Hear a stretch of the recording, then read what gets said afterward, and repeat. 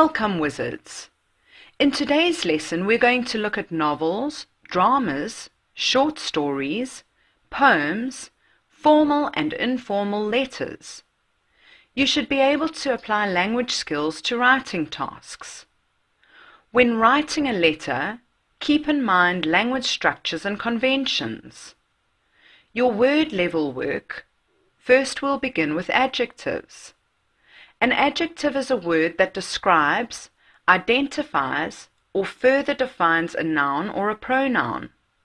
There are thousands of adjectives available to describe how something feels, looks, sounds, tastes, and acts. Adverbs. For example, kindly, slowly, here, often, are very good examples of adverbs. Adverbs modify verbs, adjectives, or other adverbs. Modify means to add on to or change the meaning of a word. Abbreviations is a shortened form of a word or phrase. Roots. In English grammar, a root is a word or a word part from which other words grow, usually through the addition of prefixes and suffixes. The root of the word vocabulary, for example, is VOC, a Latin root meaning word or name. Prefixes and suffixes. Prefixes are added to the beginning of a word to make a new word. For example, miss plus take equals mistake. Some common prefixes are miss, dis, re, for, anti, and so on. New words are made by placing a prefix in front of a word. It is helpful to know the meanings of prefixes. Prefix re means again.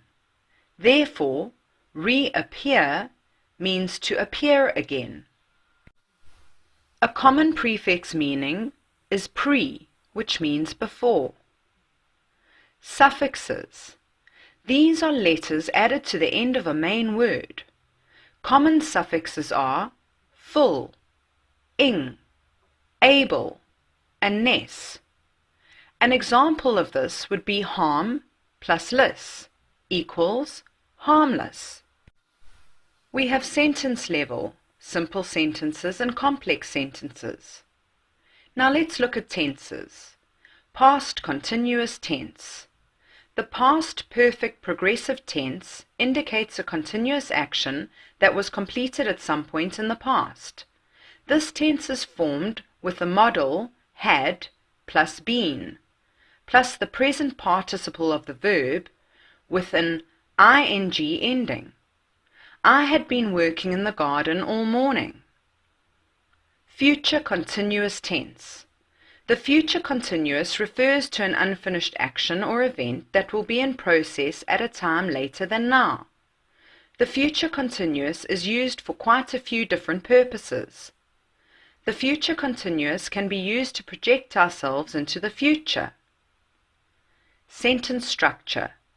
Emotive and manipulative language use, fact and opinion, bias, prejudice, and stereotypes.